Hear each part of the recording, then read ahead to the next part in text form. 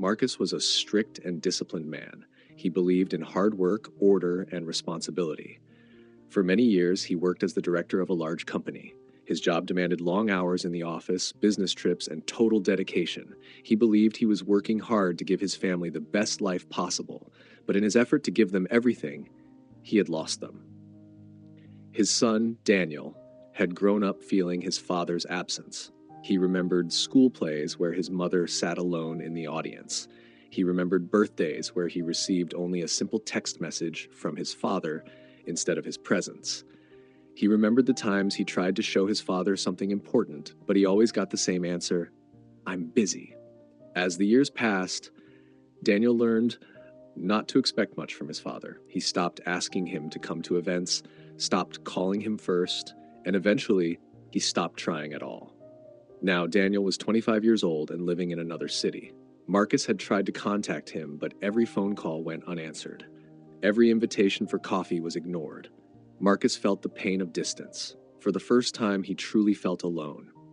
One evening, Marcus sat in his office, staring at an old photo on his desk. It was a picture of Daniel when he was 10 years old, holding a soccer trophy. Marcus had missed that match because of work. He had missed so many moments. A deep sigh escaped his lips. He picked up a pen and a sheet of paper. Writing was never easy for him, but this time he had to do it. He had to say the words he had never said before. "Dear Daniel," he began. He wrote about the moments he had missed. He wrote about his regrets, about the nights he worked late while his family waited for him at home. He wrote about how proud he was of his son, even if he had never said it out loud. When he finished, he folded the letter and put it in an envelope. For days, the letter sat on his desk. He hesitated. What if Daniel ignored it, just like he ignored his calls? What if it was too late? But one morning, he gathered his courage and drove to Daniel's apartment. He placed the letter in the mailbox and left. Now, all he could do was wait. A week passed. Nothing. Then one evening, Marcus was sitting alone in his living room. His phone rang. His heart stopped for a moment when he saw the name on the screen. Daniel. His hands trembled slightly as he picked up the phone. "Dad, can we talk?" Marcus closed his eyes and smiled. He knew forgiveness wouldn't come easily, but now he had a chance, and this time he wasn't going to waste it. Marcus took a deep breath before answering the call. "Daniel, I'm so happy to hear your voice," he said, his voice filled with emotion. There was a short silence on the other end of the line. Then Daniel spoke. "I got your letter," he said. "I didn't know what to say at first. I guess I didn't expect it." Marcus felt his throat tighten. "I understand. I don't expect you to forgive me right away. I just wanted you to know the truth. I regret the way I prioritized my work over our family, and I regret not being there for you." Daniel sighed. "It's not that easy, Dad. You weren't just absent. You were there, but you weren't really there, you know? Even when you were home, your mind was always somewhere else." Marcus nodded, even though Daniel couldn't see him. "I know, and I can't change the past, but I can try to be better now, if you'll let me."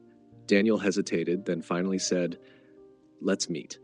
Marcus's heart lifted. "I'd love that. You tell me when and where, and I'll be there." They agreed to meet at a small cafe near Daniel's apartment the next afternoon. The next day, Marcus arrived early. He ordered a coffee and sat by the window, watching the door anxiously. A part of him feared Daniel wouldn't come. But a few minutes later, he saw his son walking towards the cafe. Daniel looked the same, yet different. He was taller, more confident. He looked like a man who had built a life without needing his father. When Daniel reached the table, Marcus stood up awkwardly. He wanted to hug his son, but he didn't know if it was the right thing to do. Daniel simply sat down. "Thanks for coming," Marcus said softly. Daniel nodded. "I almost didn't, but I guess I needed to." They sat in silence for a moment. Then Daniel finally asked, "Why now, Dad? Why did you suddenly decide to reach out?" Marcus sighed. "Because I realized something. I spent my whole life working to build a future, but I never thought about what that future would look like if I had no one to share it with." Daniel looked down at his coffee. "You hurt me," he admitted. "I know," Marcus said, "and I won't try to make excuses, but I want to be part of your life now, if you'll let me."